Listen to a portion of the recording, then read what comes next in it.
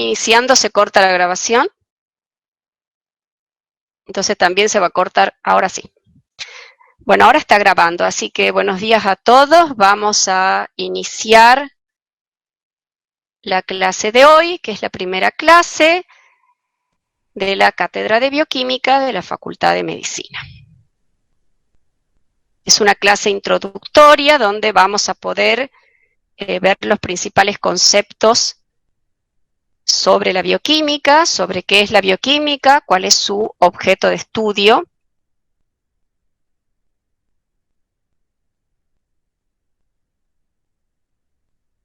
Ahora sí que estoy presentando. Vamos a comenzar nuevamente entonces con este PowerPoint que corresponde, como les dije, a un aspecto introductorio sobre la bioquímica. Lo primero que nos cabría preguntarnos es qué es la bioquímica, y la bioquímica es una ciencia que estudia la química de la vida. Es decir, que va a estudiar las moléculas que componen los seres vivos, explicando los procesos que ocurren a un nivel molecular. Podemos estudiar la vida a diferentes niveles. Puede ser que estudiemos, por ejemplo, una población de individuos de la misma especie, o un individuo, o dentro de ese individuo algún sistema, como por ejemplo podría ser el sistema digestivo, o dentro del sistema digestivo estudiar específicamente un órgano como es el intestino delgado, dentro del intestino delgado estudiar cómo es la histología, cómo son los enterocitos, estudiar cada una de esas células, los organoides que lo incluyen, o estudiar las moléculas que componen esas células o que integran esos diferentes organoides. Y ese es el campo de estudio de la bioquímica. O sea que a las moléculas no las vamos a poder ver a simple vista, como por ejemplo a un individuo completo o a un órgano. Tampoco vamos a poderlas ver con el microscopio, como veríamos una célula y sus organoides, sino que vamos a ir a un nivel que es un nivel, digámosle, abstracto, porque no es tangible, pero sin embargo las moléculas son las que determinan en gran medida el comportamiento de los seres vivos. O sea, mucho de lo que nos pasa, de si estamos bien o estamos mal, si estamos sanos o estamos enfermos, va a depender de ese comportamiento de las moléculas.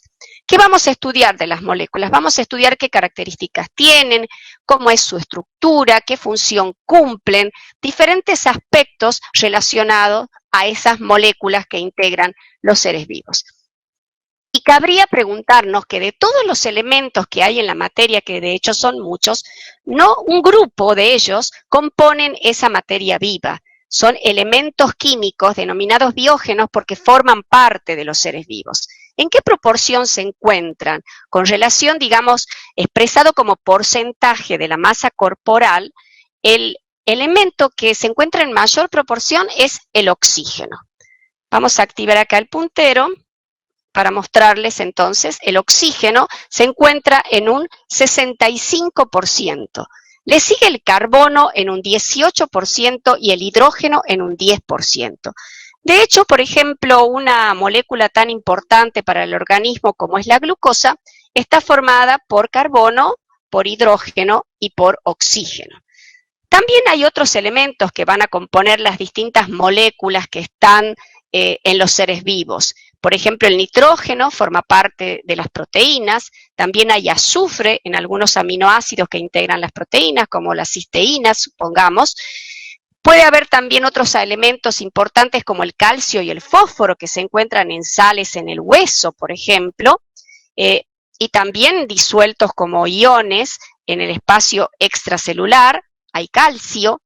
Otros elementos importantes como el hierro, por ejemplo, que se encuentra en las hemoproteínas, entre las cuales podemos mencionar a la hemoglobina, podemos mencionar a la mioglobina, a la neuroglobina. Hay diferentes hemoproteínas, también los citocromos, recuerden que son hemoproteínas. Es decir, estos son los elementos que llamamos biógenos. ¿Y cuáles son las sustancias, digamos, cuál sería la composición química en general de los seres vivos? Podemos tener sustancias de naturaleza inorgánica, entre las cuales se cuenta el agua, que de hecho el agua forma la mayor parte del peso de nuestro cuerpo, o sea, tenemos una gran proporción de agua en nuestro organismo, tanto dentro del espacio intracelular como del espacio extracelular, y hay minerales como por ejemplo el cloruro de sodio, que es la sal de mesa. De hecho, tenemos muchos iones disueltos tanto en el espacio extracelular como en el espacio intracelular. En el interior de la célula, por ejemplo, el catión que predomina es el potasio, mientras que en el exterior hay más sodio, hay más cloruro. Y entre las sustancias orgánicas que componen los seres vivos, tenemos los glúcidos, los lípidos, las proteínas, los ácidos nucleicos, esas biomoléculas que tanto vamos a estudiar en el transcurso de esta materia, algunas de las cuales tienen función energética. Por ejemplo, los glúcidos tienen una importante función energética y se encuentran en numerosos alimentos que ingerimos, como las harinas, los panes, el arroz, la papa, que tienen almidón. Las proteínas, que en cambio tienen más que una función energética, aunque pueden tener algunos aminoácidos, y las proteínas en general no es su función primordial, sino más bien tienen una función de formar estructuras, funciones biológicas como formar enzimas, formar hormonas, y se encuentran en alimentos tales como las carnes, como el queso por ejemplo tiene la caseína de la leche, que es una proteína, o la albúmina del huevo, la ovoalbúmina, es una proteína también muy importante, de gran poder para la alimentación. Y los lípidos, que pueden encontrarse, por ejemplo, en los aceites y en las grasas o triglicéridos en general, y los ácidos nucleicos, entre los cuales tenemos el ADN, cuya importante función es, digamos, ser la forma de guardar toda la información genética para la síntesis de las proteínas, y el ARN, que va a colaborar en llevar esa información y en sintetizar las proteínas a través de todas sus versiones, como serían sus formas, el ARN mensajero, el ribosómico y el de transferencia. Todas estas moléculas van a ser objeto de estudio de esta asignatura bioquímica. En general, a la bioquímica se la puede describir y dividir en dos grandes áreas, una que es denominada estática o descriptiva, que hace alusión, digamos, a algo que se queda quieto, y una dinámica que en cambio tiene movimiento. La bioquímica estática o descriptiva se encarga de estudiar cuáles son esos componentes de los seres vivos y de describirlos, de manera tal que podríamos, por ejemplo, describir que la lactosa es un disacárido formado por glucosa y galactosa, conocer la función que cumple. Esto sería una bioquímica descriptiva. Pero cuando hablamos de la bioquímica dinámica, su campo de estudio va más allá de las transformaciones químicas que las moléculas sufren en el interior del ser vivo. Porque nosotros estamos compuestos por una serie de biomoléculas y no siempre son las mismas las que integran nuestro organismo, sino que las moléculas van cumpliendo una determinada vida útil, al cabo de la cual van a ser degradadas y reemplazadas por síntesis por otras. Es decir, que hay un continuo movimiento o transformación de unas moléculas en otras. Y eso va a ser el campo de estudio de la bioquímica que denominamos dinámica. Veamos un ejemplo. La bioquímica estática, por ejemplo, podría estudiar la estructura del glucógeno, que está simbolizada acá, con una estructura arborescente, es decir, con muchas ramificaciones. El decir que el glucógeno es un polisacárido compuesto por numerosas moléculas del monosacárido glucosa, y como todas son el monosacárido glucosa, sería un homopolisacárido, es decir, compuesto por la misma molécula, una única molécula de monosacárido que se repite. Cada uno de estos puntitos que se ven acá son una molécula de glucosa. Describir también que el glucógeno, por ejemplo, tiene glucosas unidas en enlaces que son lineales, alfa 1,4, que cada tanto tiene ramificaciones cuando un carbono 1 de una glucosa se une con el carbono 6 de la siguiente, se origina un enlace alfa 1,6 y una ramificación. Conocer que el glucógeno se estructura inicialmente sobre la base de una proteína denominada glucogenina, que tiene actividad enzimática. Toda esa descripción sería objeto de estudio de la bioquímica denominada estática.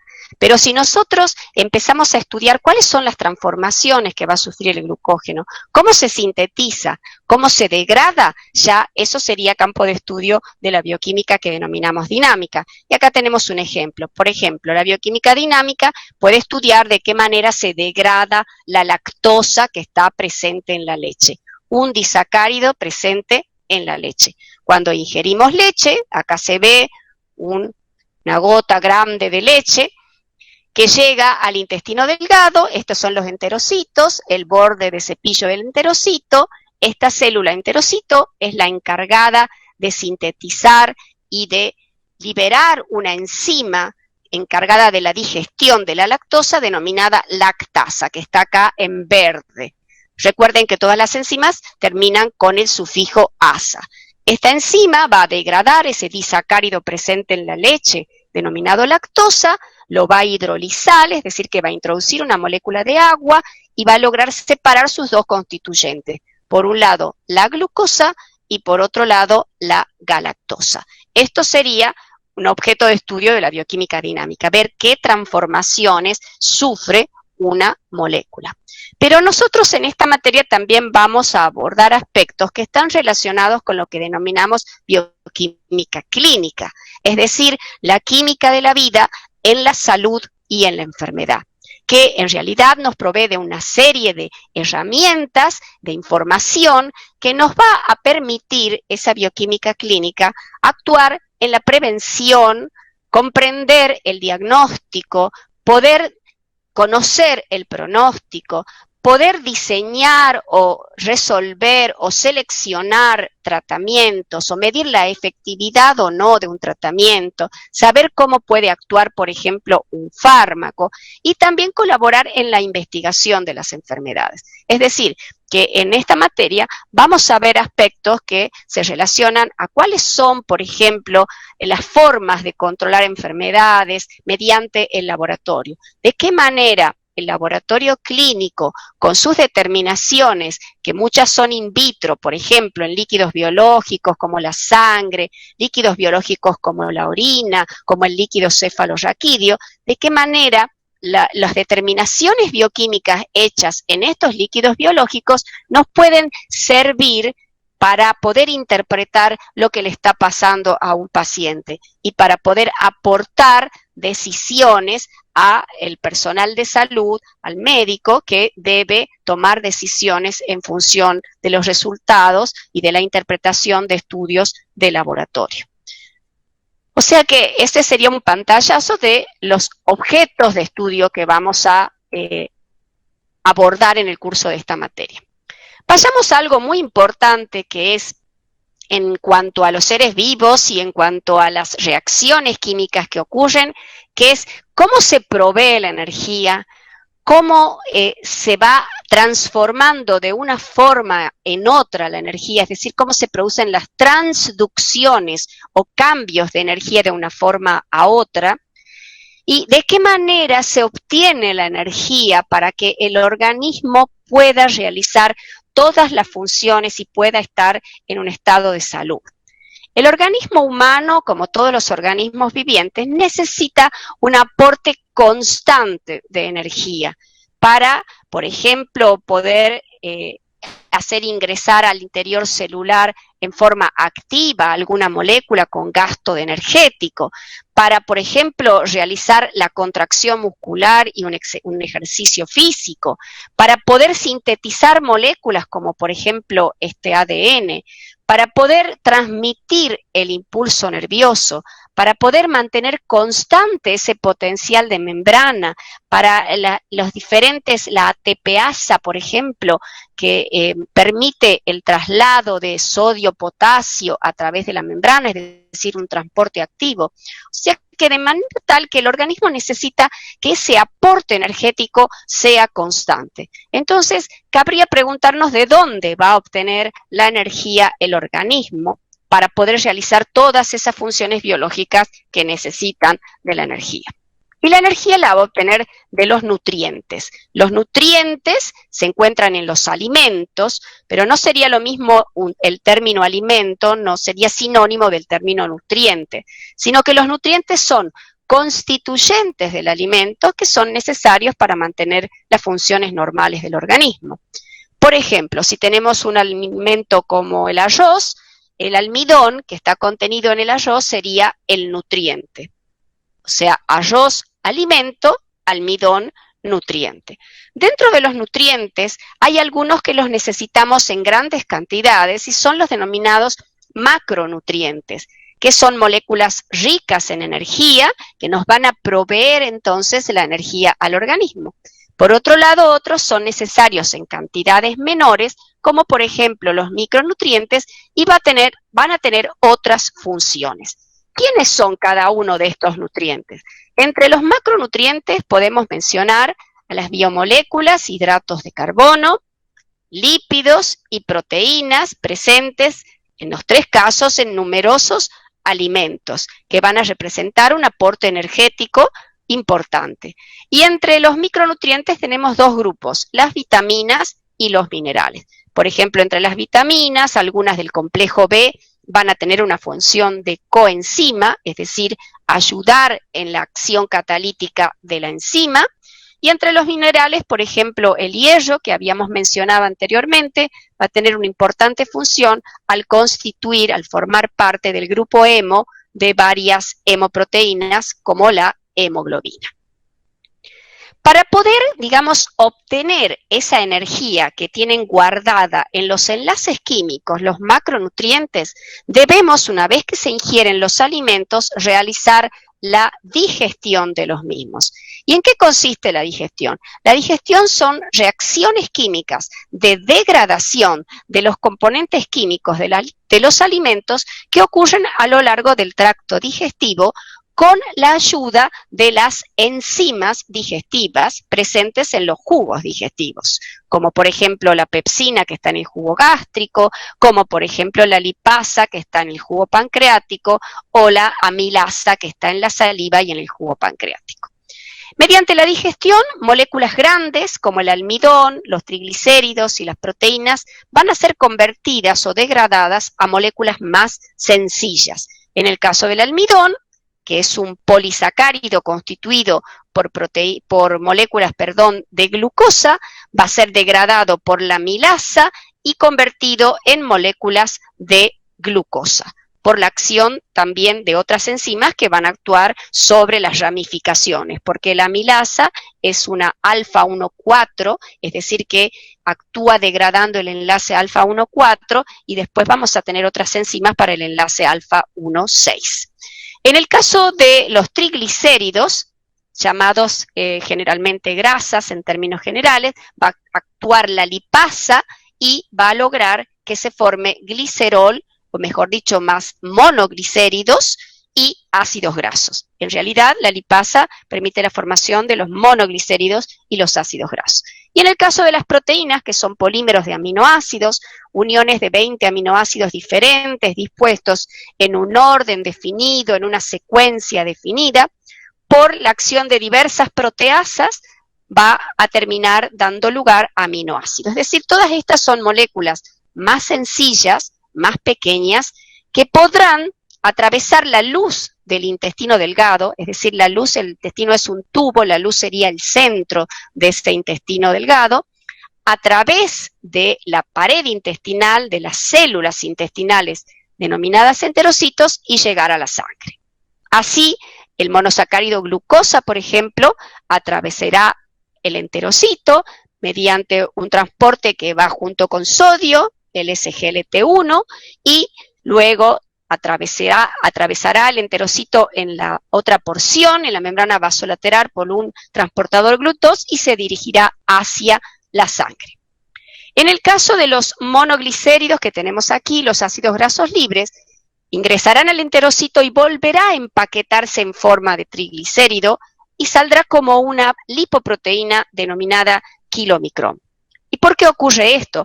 Porque los triglicéridos, como lípidos que son insolubles en agua, entonces no podrán desplazarse fácilmente por el plasma acuoso de la sangre, deberán pedir ayuda a una proteína que les otorgará cierta solubilidad al complejo lipoproteico y como kilomicrón ingresará primero a la linfa y luego hacia la circulación sanguínea. Así podrá desplazarse en forma de una lipoproteína. Los aminoácidos podrán también atravesar el enterocito, también en un cotransporte con sodio, y llegar a la circulación sanguínea. Y una vez que estamos en la circulación sanguínea, podrán ser distribuidos a las diferentes células. En general, digamos, llegan primero al hígado, porque por la circulación sanguínea llega al hígado, y en el hígado se produce una especie de distribución de los diferentes alimentos que han llegado. Nos centremos ahora en la glucosa, que es un monosacárido y que constituye el principal combustible de la célula, porque recordemos que lo que necesitábamos era obtener energía de ese alimento que tenía un nutriente para realizar todas las funciones que las células necesitaban y el organismo en general.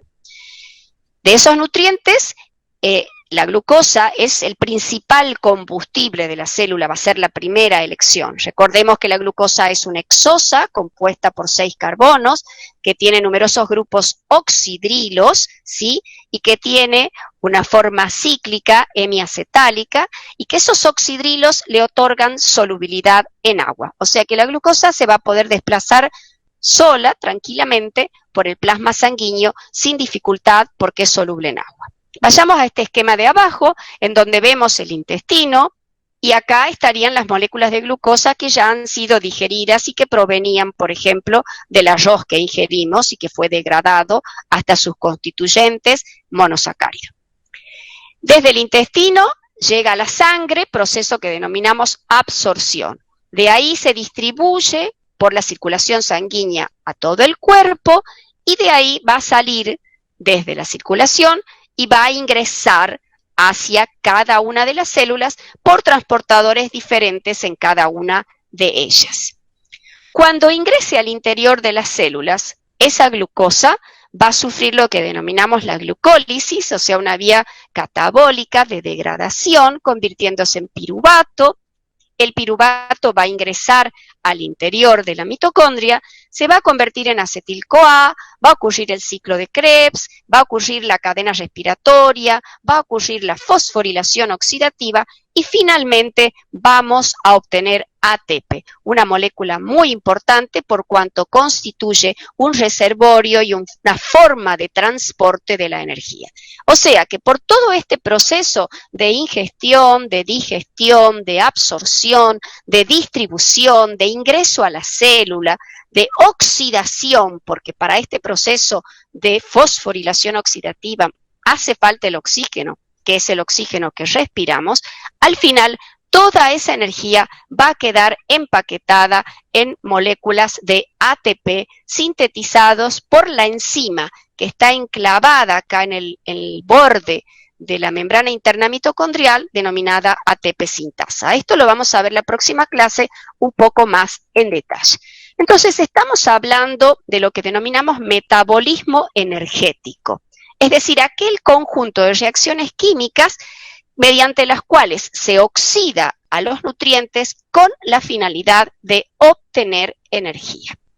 Ese metabolismo energético, fíjense, acá está hecha una fábrica, como una usina de energía, se va a realizar dentro de la célula. Recordemos, esta es una célula, ahí está su núcleo, el Golgi, acá están los organoides denominados mitocondrias, ampliamos la mitocondria, y aquí en la membrana interna mitocondrial es donde se va a producir la síntesis de ATP por una molécula muy compleja, una enzima muy compleja denominada ATP sintasa.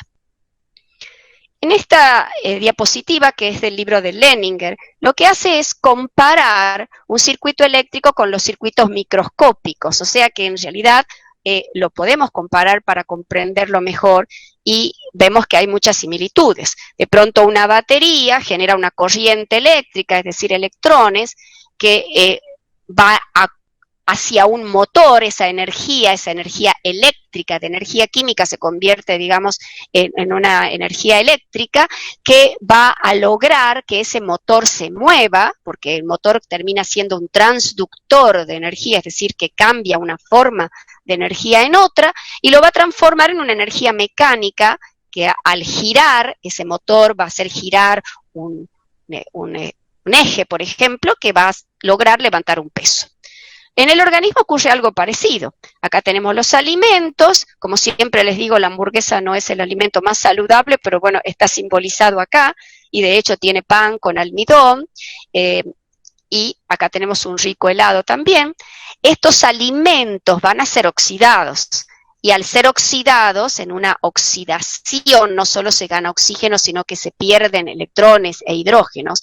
Esos electrones o ese flujo de electrones es el que va a ser aprovechado acá dentro de la mitocondria para la síntesis de ATP, flujo de electrones y flujo de protones, para finalmente con ese ATP que se ha sintetizado lograr, por ejemplo, la contracción muscular y el levantamiento de un peso. En ese sentido es esta comparación que hemos realizado. Bien, hemos hablado de transformaciones químicas y cabe definir entonces el término metabolismo o metabolismo intermedio, ¿a qué se refiere? Y se refiere a todas aquellas transformaciones químicas que sufren los nutrientes en las células, es decir, una vez que se ha realizado la digestión, una vez que esos nutrientes han sido absorbidos. Las reacciones que son del proceso de digestión, que de hecho son reacciones catabólicas o de degradación, en general pueden ser consideradas como etapas premetabólicas por alguna bibliografía, y hablamos de metabolismo cuando ya estamos en el interior de las células y esos nutrientes que han ingresado van a sufrir una serie de reacciones químicas o de vías metabólicas.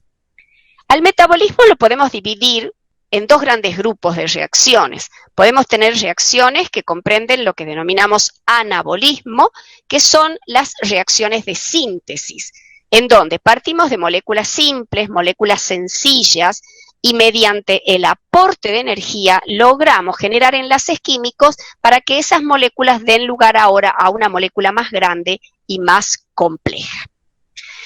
Estas reacciones entonces son reacciones que van a consumir esa energía que hemos guardado en forma de ATP. Van a necesitar la energía para poder formar los enlaces químicos y generar una molécula de mayor tamaño y de mayor complejidad.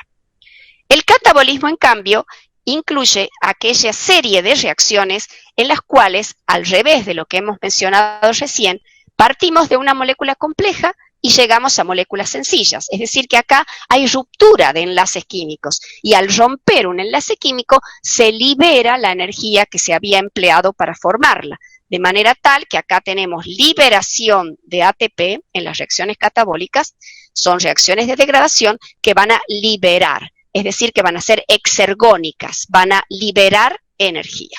En cambio, las anabólicas serían endergónicas. En este esquema, que también es de Leninger, compara las características distintivas entre el catabolismo, que está simbolizado en rosa, y el anabolismo, que está en celeste. Vamos a tener nuevamente entonces que el catabolismo serían degradación de moléculas, partimos de moléculas más complejas y llegamos a moléculas más sencillas. Partimos de una glucosa y llegamos a dióxido de carbono y agua. Eso es una reacción meramente catabólica y que como tal va a ser reacciones de tipo oxidativas. Las reacciones catabólicas en términos globales son de tipo oxidativas. Y si alguien se oxida, alguien debe reducirse. ¿Quiénes se reducen? Las coenzimas, que para este caso, por ejemplo, podríamos tomar el ejemplo del NAD, nicotinamida, adenina, dinucleótido, que al producirse una reacción de oxidación, el NAD se reduce. Es decir, que de las reacciones catabólicas van a salir coenzimas reducidas, porque son reacciones de oxidación, y son reacciones exergónicas, de manera que se va a liberar energía química en forma de ATP, va a ser empaquetada esa energía. Bien, en el anabolismo, en cambio, que es el que está simbolizado en celeste, al revés, vamos a partir de moléculas sencillas, podrían ser aminoácidos, y vamos a obtener por síntesis una molécula más compleja como una proteína. En general, son reacciones en forma global de reducción, son reacciones de reducción. Podemos partir, por ejemplo, de un acetil-CoA y formar un ácido graso, para lo cual vamos a necesitar un poder reductor porque son reacciones de reducción. Y vamos a liberar, en este caso, como el anabolismo es una reacción de reducción, vamos a liberar las coenzimas en forma oxidada. O sea, vamos a usar el poder reductor y las coenzimas ahora van a quedar oxidadas. Por otro lado, son reacciones, las de síntesis, que consumen energía, que requieren energía. ¿Y de dónde van a sacar la energía? Del ATP que se había generado en el catabolismo. De manera que hay un flujo constante de energía que sale del catabolismo y es empleada por el anabolismo. Por otro lado, las coenzimas salen reducidas del catabolismo, de las reacciones catabólicas, y son empleadas por el anabolismo o reacciones de síntesis. Esto es muy importante, digamos, recordar estos procesos que son procesos globales, luego vamos a ver cada una de las vías metabólicas en particular, pero estos son conceptos generales que es muy importante tenerlos en cuenta. Por eso en este esquema también se va a simbolizar el ciclo que sufre de alguna manera ese ATP. Partamos de aquí, del recuadro amarillo, en donde tenemos oxidación de biomoléculas que producen energía. ¿Quién puede ser? Puede ser una glucosa, puede ser un ácido graso. Supongamos que fuera una glucosa, vamos a oxidarla, esa glucosa, para llegarla a oxidar completamente, ya en la mitocondria necesitamos el aporte del oxígeno molecular, que lo obtenemos mediante la respiración, y al final de esa oxidación se genera dióxido de carbono. La energía producida se libera y se empaqueta en forma de ATP, que es como un mediador energético, es una forma de guardar energía y una forma de transportar energía hacia el otro tipo de reacciones que la van a necesitar, como serían las reacciones biosintéticas, pero también hacia mecanismos como son el transporte activo, como son la contracción muscular, como es también, por ejemplo, el impulso nervioso, o sea, hacia todos los procesos que requieren energía. Cuando esos procesos que requieren energía utilicen la energía del ATP, el ATP se va a convertir en ADP más fósforo inorgánico, más fosfato, perdón. O sea, se va a liberar un grupo fosfato, va a quedar como adenosín difosfato y se va a liberar nuevamente la energía que es la que se va a emplear para estos procesos. Es importante que la cantidad de ATP que haya en el organismo esté en un cierto equilibrio, o sea, que haya la cantidad necesaria. Si de pronto nosotros necesitamos ATP, entonces vamos a oxidar las biomoléculas energéticas para generarlo.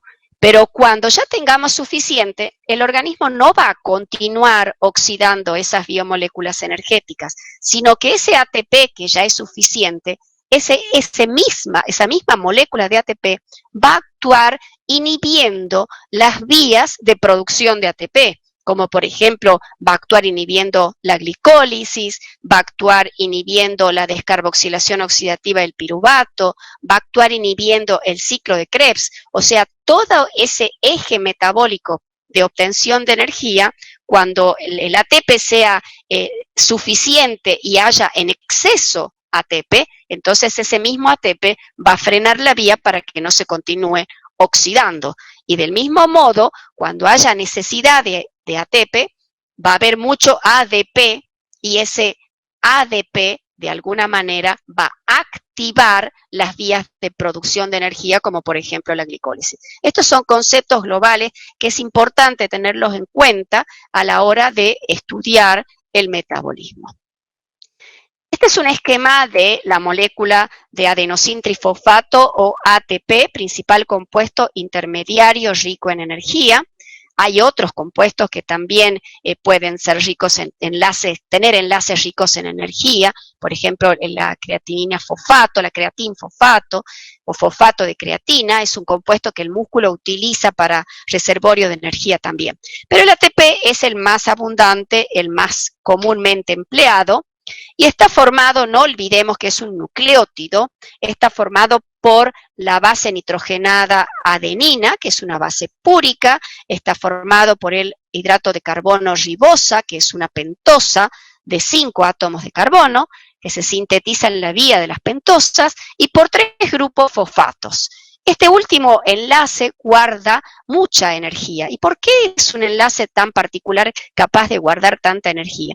Porque los grupos fosfatos tienen cargas eléctricas negativas y de pronto mantener unidos 3 grupos fosfatos son muchas cargas eléctricas negativas que hace falta mucha energía para mantenerlos unidos, y es por eso que este enlace es capaz de guardar energía en gran cantidad, más que los restantes enlaces comunes que puedan tener las biomoléculas en general. Cuando este enlace se rompe, este nucleótido pasa a tener adenina, ribosa y 2 grupos fosfatos, entonces pasa a llamarse adenosin difosfato, con 2 grupos fosfatos.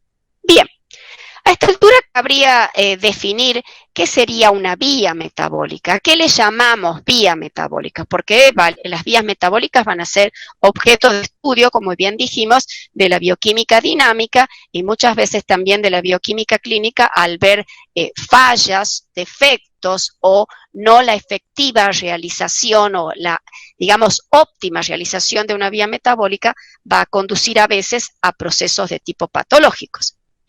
Definimos una vía metabólica como un conjunto de reacciones, pero que están ordenadas, o sea, están enhebradas, están encadenadas de una manera muy ordenada, de una manera muy definida, en una secuencia. Podemos tener de diferentes tipos. Pueden ser vías lineales, donde A se transforma en B, B en C, C en D.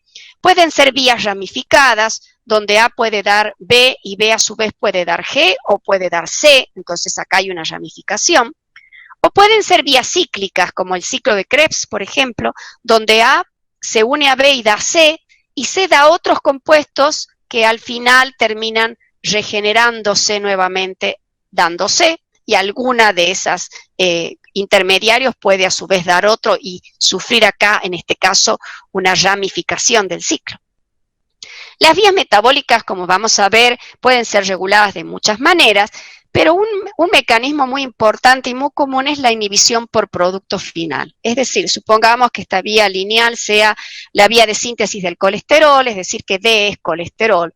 Cuando el organismo detecta que ya hay suficiente colesterol, el mismo colesterol actúa inhibiendo a alguna de las enzimas que por lo general se encuentran al inicio de la vía. ¿Y por qué se encuentran generalmente al inicio de la vía las etapas que son reguladoras? Y bueno, para que el organismo no gaste el trabajo de llegar hasta casi el final de la vía y recién darse cuenta de que no hacía falta sintetizar colesterol. Entonces, van a observar que por lo general los procesos las etapas de las vías metabólicas que son susceptibles de ser reguladas suelen encontrarse al inicio, lo cual no quiere decir que no haya procesos reguladores más adelante, ¿no? ¿Qué ejemplos vamos a tener de vías? Veamos ejemplos de vías que son de degradación o catabólicas y que van a terminar por lo general con el sufijo lisis, que significa ruptura. La glucólisis, que es la ruptura de la glucosa o degradación de la glucosa, la glucogenólisis o ruptura del glucógeno, la proteólisis o degradación de las proteínas, la lipólisis o degradación de los triglicéridos. Mientras las vías anabólicas, en cambio, terminan en génesis, que significa origen, hace alusión a la idea de síntesis.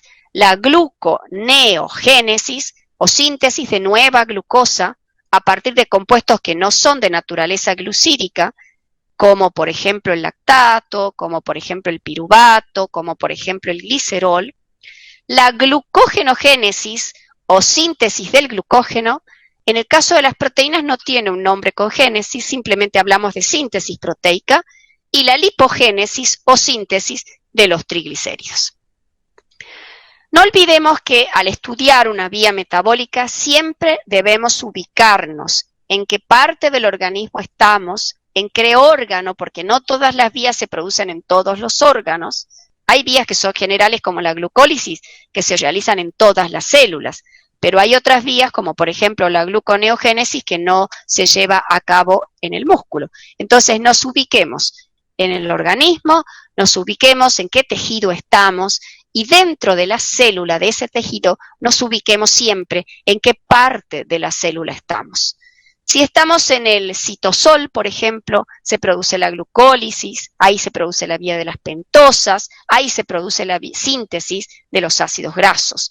Podemos estar en el interior de la mitocondria, en la matriz mitocondrial, donde se lleva a cabo el ciclo de Krebs, donde se lleva a cabo la beta-oxidación de ácidos grasos o degradación de ácidos grasos, donde se lleva a cabo la síntesis de cuerpos cetónicos. Podemos estar en la membrana mitocondrial interna, donde se realiza la fosforilación oxidativa, como les mencioné antes, porque ahí está enclavada la ATP sintasa. Y en algunos casos hay algunas vías, como por ejemplo la gluconeogénesis o la síntesis de urea, que comparten y pueden llevarse a cabo parte en el citosol, parte en la mitocondria. Lo que les quiero decir en este momento es que cuando estudien una vía metabólica, siempre traten de ubicarse en qué lugar, en qué compartimento de la célula se está llevando a cabo. Veamos un esquema general que integra, digamos, las vías metabólicas, en donde se encuentra en la parte central lo que sería la columna vertebral del metabolismo que llamamos oxidativo, del metabolismo energético de obtención de energía. A ese metabolismo, no solo en el centro están los carbohidratos, porque son los primeros a quienes acudimos para obtener energía, pero también los lípidos van a hacer su aporte y también las proteínas, aunque en última instancia es a quienes vamos a acudir, son las proteínas con un fin de obtener energía. Pero en los tres casos de esos compuestos llegamos a obtener esta molécula clave, que muchos libros la ponen como una encrucijada metabólica, que es el acetilcoenzima A, una forma de acetatos activos, también se les dice, al estar unida a coenzima A, está en una forma activada que le permite ingresar a este ciclo de los ácidos tricarboxílicos o denominado también ciclo de Krebs. Las proteínas se van a degradar en aminoácidos, algunos aminoácidos, no todos, van a dar acetil-CoA. Los carbohidratos, por ejemplo, entre ellos tenemos monosacáridos, fundamentalmente la glucosa, pero otros monosacáridos como la fructosa también podrán entrar en la vía glicolítica y dar acetil-CoA. Los triglicéridos, que se llaman comúnmente grasas, pero hablemos mejor de triglicéridos, un término más químico, podrán dar glicerol y ácidos grasos. Los ácidos grasos por beta-oxidación podrán dar acetil-CoA y el glicerol podrá también unirse a la vía glicolítica para dar acetil-CoA. Como resultado de ese ciclo de Krebs, y mejor dicho, de lo que viene más adelante, que es la cadena respiratoria, se producirá ATP y todo quedará reducido a dióxido de carbono. De manera tal que lo veamos más en detalle a estas fases de este metabolismo oxidativo, que también se denomina respiración celular, porque cada célula va a respirar el oxígeno que ingrese al organismo por la inspiración, que llegue a través de todo el sistema respiratorio a los alvéolos pulmonares, de ahí pase a la circulación sanguínea, sea captado por la hemoglobina y transportado así a cada una de las células para que cada una de las células realice esa respiración celular. Bien, nuevamente tenemos los tres grandes grupos de compuestos. Acá ya están las moléculas más pequeñas, como son la glucosa, los ácidos grasos y los aminoácidos. La glucosa por glicólisis dará piruvato. En la glicólisis ya tenemos la formación, un proceso oxidativo con la formación de un NAD reducido que va a llevar electrones. El piruvato se descarboxila, es decir, de 3 carbonos pierde uno y queda como acetilcoenzima A de 2 carbonos. En ese proceso catalizado por un complejo de la piruvato deshidrogenasa, también se forma un NAD reducido, también se pierden electrones. Cuando los ácidos grasos se catabolizan, también se pierden muchos electrones porque en cada ciclo de ruptura de un ácido graso se van a formar NAD reducido, FAD reducido, cuando los aminoácidos se catabolizan también, y todos esos electrones que en esta parte estamos, digamos, en una fase que es más bien citosólica hasta aquí, porque el piruvato ya entra en la mitocondria, todos esos electrones van a terminar formando coenzimas reducidas que van a llevar sus equivalentes de reducción a la cadena respiratoria que está simbolizada más abajo en la fase 3. Es decir, que la fase 1 de la respiración celular sería la producción de ese acetilcoenzima A. La fase 2 sería la oxidación de ese acetil-CoA para finalmente formar dióxido de carbono. Y en esos procesos de oxidación, como lo vamos a ver la clase que viene, que nos toca ver ciclo de Krebs, hay 4 etapas en las cuales se producen procesos de oxidación y se liberan electrones. Acá, aquí, aquí y aquí. Transportados esos electrones y esos protones por coenzimas NAD y FAD reducidos.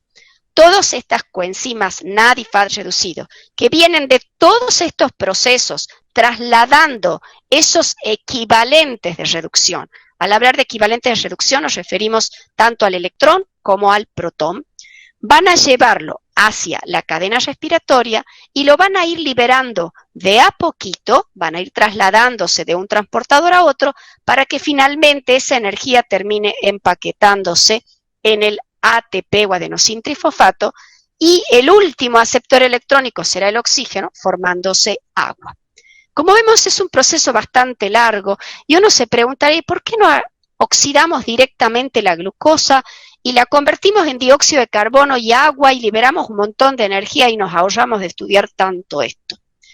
Lo que ocurre es que si oxidáramos la glucosa u otras sustancias energéticas en una sola etapa, se liberaría tanta energía, sería tanta la temperatura en forma de calor, que sería incompatible con la vida. Entonces, de alguna manera, la naturaleza diseña una liberación en etapas, en una serie de etapas ordenadas, que permite que la liberación energética sea controlada, sea gradual, sea paulatina y que además no se pierda todo en forma de calor, como sería si lo oxidamos en una sola etapa, y de esa manera logramos también formar esta molécula tan importante que es el ATP, guardar esa energía en esa molécula que es el ATP para que sea llevada hacia las zonas, hacia, digamos, los lugares energéticos, los lugares metabólicos, o los lugares de contracción muscular donde sea necesaria la energía. Por último, vamos a ver esta diapositiva en donde hay una integración metabólica muy importante porque es esencial tener una visión global, como siempre les digo al inicio, y después entrar en cada uno de los detalles para adornar ese árbol o ese tronco inicial del metabolismo. Acá está simbolizada en forma bastante cuadrada una mitocondria. Y acá estaríamos, digamos, fuera de esa mitocondria, está simbolizada una mitocondria, pero estoy viendo que, por ejemplo, el ácido graso debe ingresar a la mitocondria para degradarse. Bien, esto sería entonces el citosol. Veamos parte por parte este esquema de integración metabólica. Nuevamente, la parte que sería obtención de energía es esta especie de columna vertebral central que les estoy señalando, en donde los distintos compuestos convergen al acetil-CoA, ciclo de Krebs, cadena respiratoria, fosforilación oxidativa. Ese sería el esquema global. ¿Qué es lo que nos está mostrando este esquema de integración metabólica? En primer lugar, que la glucosa puede convertirse por glucólisis en piruvato, el piruvato ingresar a la mitocondria, porque tiene un transportador específico, convertirse en acetil-CoA, el acetil-CoA ingresar al ciclo de Krebs, si hay oxalacetato suficiente para recibirlo, y nuevamente del ciclo de Krebs saldrán las coenzimas reducidas que irán a la cadena respiratoria y finalmente se formará el ATP y se generará dióxido de carbono y agua.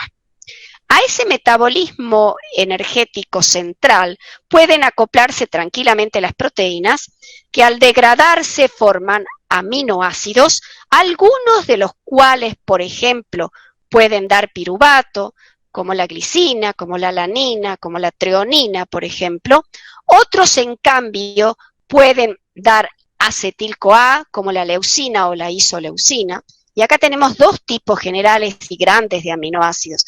Aminoácidos que pueden dar piruvato son aminoácidos que también podrán ser glucogénicos, porque el piruvato podrá dar glucosa por gluconeogénesis. Y un aminoácido que pueda dar acetil-CoA, a su vez podrá ser un aminoácido cetogénico, porque podrá dar cuerpos cetónicos, por ejemplo. Pero bueno, en este caso estamos viendo la idea de que estos aminoácidos se acoplan a esa, digamos, columna central del metabolismo energético. Los triglicéridos que están acá en amarillo o triacilglicéridos, al degradarse darán glicerol. Y el glicerol no es que dará directamente piruvato, pero sí dará un gliceraldehído trifosfato que entrará a la vía glicolítica y podrá dar piruvato y encadenarse a esta columna vertebral de la energía. Y los ácidos grasos que se desprendan de esos triacilglicéridos por beta oxidación podrán dar acetil-CoA. La beta oxidación ocurre aquí dentro de la mitocondria, el ácido graso se activa y entra con ayuda de la carnitina al interior de la mitocondria. Bien, podemos ver que de esa cadena vertebral también pueden salir cosas, no todo conduce a la formación de energía.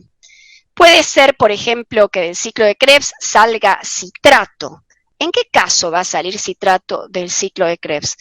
Del ciclo de Krebs va a salir citrato cuando haya demasiada acetil-CoA que está entrando al ciclo de Krebs, o sea que se está produciendo mucha energía, de hecho ya se produce suficiente cantidad de energía, y en ese caso a veces el ATP puede frenar al ciclo de Krebs, porque si ya hay suficiente energía, porque había mucho acetil-CoA entrando, porque comimos mucho y había mucha glucosa, por ejemplo, entonces al haber demasiada energía, este ciclo se frena a una altura tal que permite que este citrato salga del ciclo, porque empieza a acumularse, y sale hacia el citosol, porque lleva de alguna manera consigo el acetil-CoA que se formó a partir de, el citrato se formó a partir del acetil-CoA con el oxalacetato. Entonces, al salir el citrato es como si estuviera llevando el acetil-CoA. ¿Por qué digo llevando? Porque el acetil-CoA no puede salir del interior de la mitocondria. Tiene que salir a través de un transportador, de manera tal que acá es como que transformado en citrato puede salir.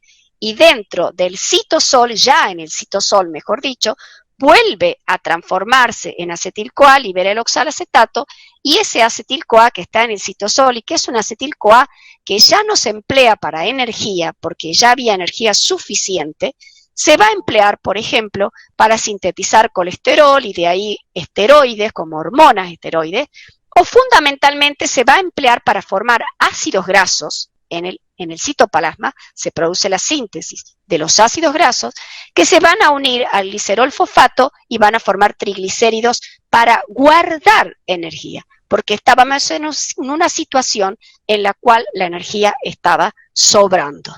¿Ven que ese es un desvío del eje metabólico energético hacia una etapa de guardar energía para ser usada más adelante? Bien, vemos que acá también hay un cierto desvío porque el acetil-CoA en lugar de entrar al ciclo de Krebs se va a la formación de cuerpos cetónicos o cetogénesis. ¿Por qué se produce este desvío? Este desvío se produce en cambio no en la abundancia, sino en el ayuno, y no en cualquier ayuno, sino en un ayuno prolongado, donde el acetil-CoA ya no encuentra oxalacetato para ingresar al ciclo, porque como el ciclo está dando vuelta tan lento, casi no se regenera, y porque como no hay glucosa, no hay piruvato, y el piruvato no se puede carboxilar para suplir la deficiencia de oxalacetato en el ciclo de Krebs.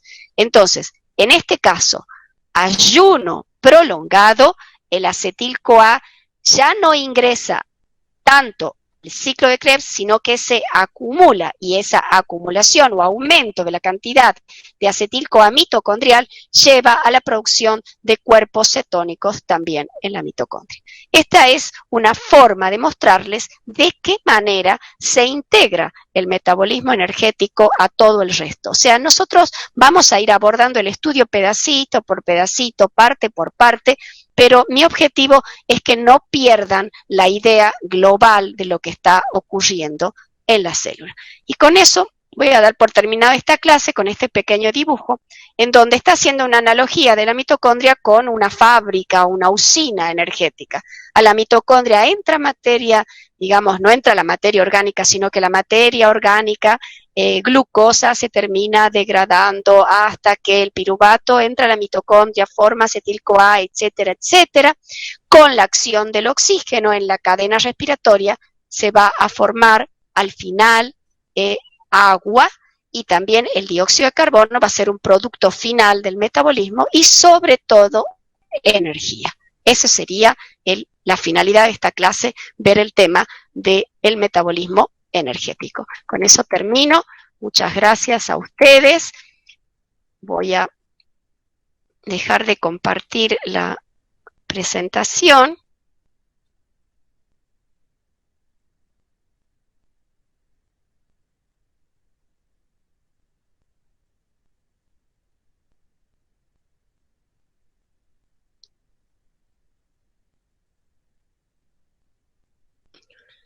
Buenas tardes.